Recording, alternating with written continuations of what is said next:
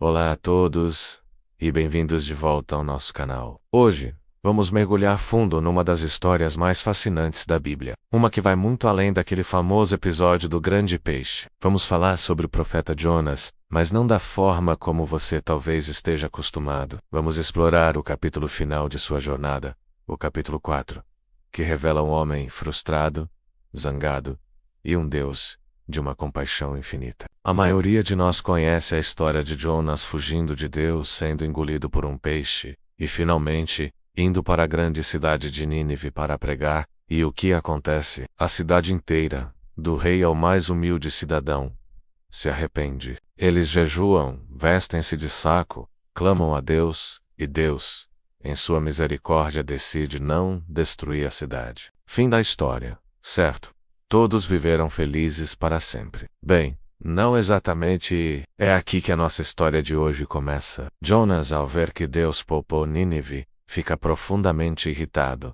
O texto diz que ele ficou furioso. Pensem nisso por um momento. O homem de Deus, o profeta que acabou de liderar um dos maiores avivamentos da história, está com raiva porque a missão foi um sucesso. Ele queria ver fogo e enxofre. Queria ver a justiça de Deus caindo sobre aquele povo que ele considerava inimigo. Ele chega a dizer a Deus: Senhor, não foi isso que eu disse quando ainda estava em casa? Por isso me apressei em fugir para Tarsis. Eu sabia que tu és um Deus compassivo e misericordioso, paciente e cheio de amor. É quase irônico. Jonas está listando as qualidades maravilhosas de Deus como se fossem defeitos. Ele está basicamente dizendo: eu sabia que o Senhor era bom demais. Por isso não queria vir. Ele esperava juízo, mas encontrou graça.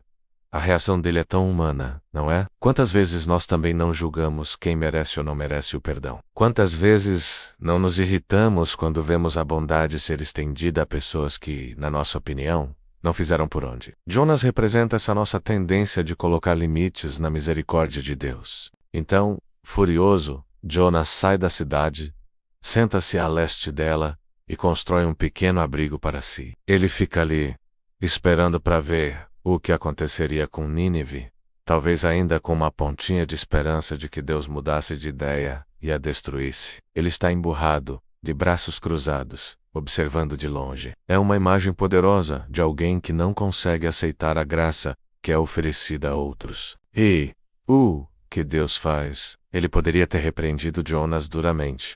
Poderia tê-lo abandonado ali em sua raiva. Mas Deus, em sua paciência infinita, decide ensinar uma lição a Jonas.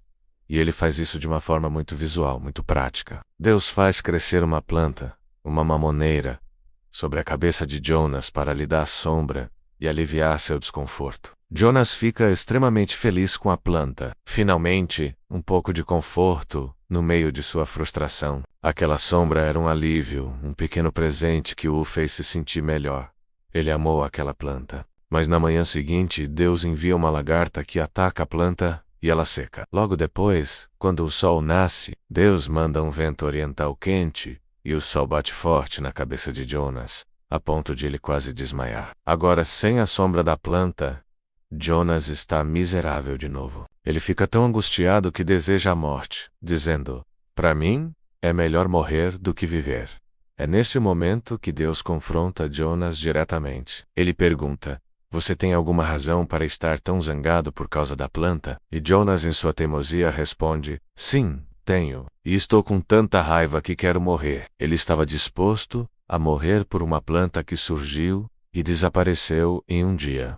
Uma planta pela qual ele não trabalhou, nem fez crescer. Então, vem a grande lição, o clímax de toda a história. Deus diz a Jonas: você tem pena de uma planta pela qual não trabalhou, nem a fez crescer, que numa noite nasceu e numa noite morreu, e eu não deveria ter pena da grande cidade de Nínive, em que há mais de 120 mil pessoas que não sabem nem distinguir a mão direita da esquerda, e também muitos animais? Que final poderoso Deus está contrastando a preocupação egoísta de Jonas com uma simples planta, com a sua própria preocupação compassiva por uma cidade inteira. Jonas se importou com seu próprio conforto, representado pela sombra da mamoneira. Deus se importa com pessoas, com almas, até mesmo com os animais. Aquelas 120 mil pessoas descritas como sem discernimento, provavelmente se refere às crianças, ou talvez a toda a população, em sua ignorância espiritual. De qualquer forma, o ponto de Deus é claro: a vida humana tem um valor imensurável. Jonas estava mais preocupado com sua reputação de profeta e com seu conforto pessoal do que com a salvação de milhares de pessoas. Ele queria que a justiça de Deus